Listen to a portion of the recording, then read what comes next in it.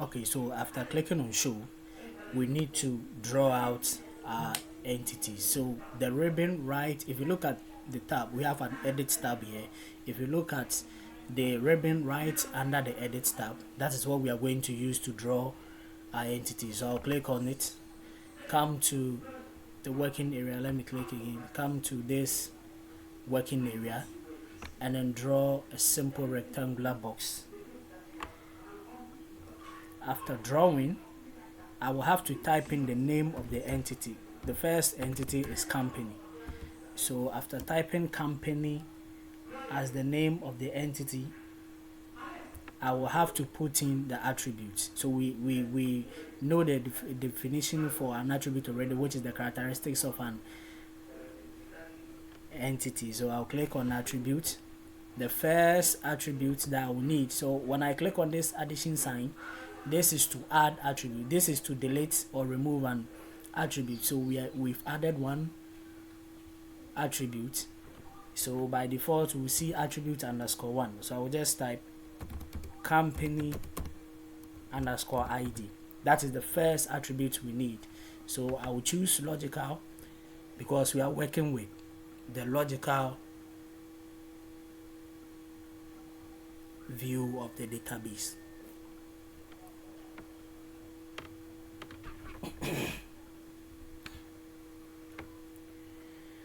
Alright, so I will choose source type. Now one thing is, every attribute will need what we call a data type. Now the data type will determine the type of value the attribute is going to hold. So if you take a company ID, we are going to insert only numbers. So numbers, that means integer, so we'll choose integer. Now what we have here is primary UID. That is the constraint that we are enforcing on the company ID, and that is the primary key. So in data modeler it is indicated as primary UID. So I will check it, and then over here I have mandatory, which means the not now constraint. That means it's going to ensure that when you put in any ID, it is going to be unique. There is no duplication. That's the job of the primary UID. And then mandatory, which is not now, means there shouldn't be empty values. That means you cannot leave the company ID attribute empty. So I will click on another addition sign to add the next attribute. Now this attribute is going to be the company name, and then I will choose logical again. Then I'll click on the drop down. The next data type I'm going to choose is varchar. So why varchar? Because varchar is a data type that accepts alphanumeric values. So company name is actually characters, so we have to choose what? Company name. So then the size of the data type, let's make it 20, and then unit, just use bytes, and then check mandatory. That means you cannot leave the company name empty. So I'll click on OK. I'm done with the first entity. Then I will draw another box again, just a rectangular box. This is going to hold the departments table. So I will type in here the name of the entity, department. On the far left I have general, and then I have attribute. So I'll click on attribute. Then on this addition sign, which the green addition sign means to add an attribute, so I'll click on it. Then I will type in the name of the attribute, that is department underscore ID. That is the first attribute. Then I'll click on logical, click on the drop down for my data type. For the department ID 2, we are going to choose an integer, that is for numbers. Then I will choose mandatory. Again, the next attribute, click on addition sign. We need the name of a department. Every department must have a name, so we have to insert department name. Then I'll click on logical again, click on the drop down, and then choose varchar.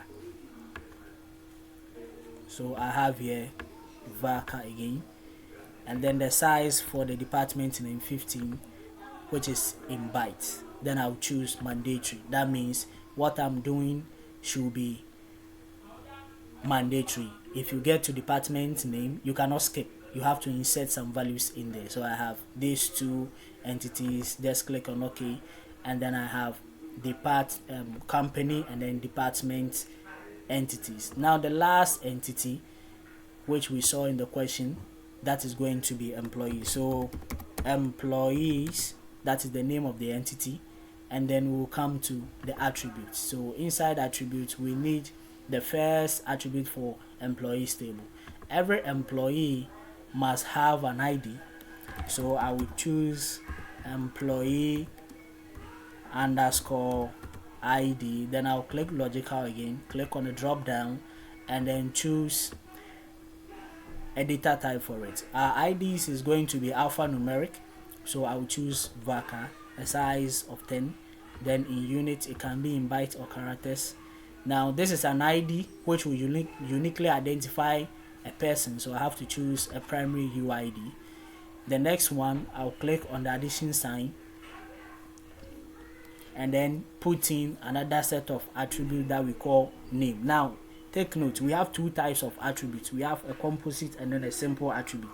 The composite attribute means an attribute which can be broken down to gain what? A new one.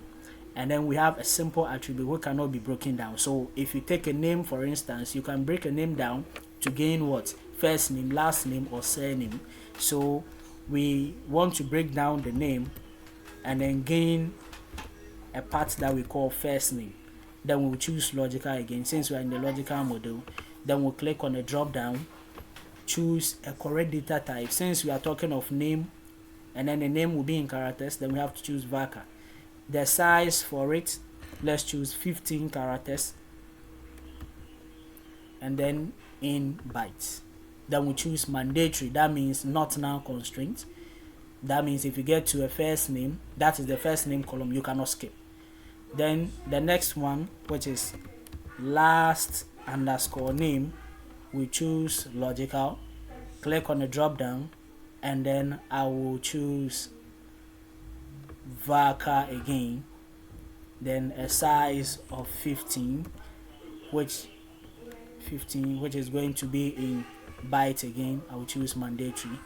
Then we need another details for the employee, that is the date of birth for the person. So date of birth, take note, this is a data that a structure that we are developing for us to enter data.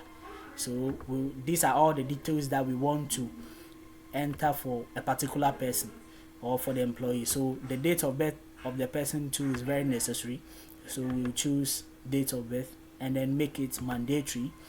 Then addition sign again, we will need the contact for the person, so phone number for the employee. Click on logical and then come down, choose VARCHAR. Why VARCHAR? Because if you take a phone number, you cannot just use number or integer for the phone number.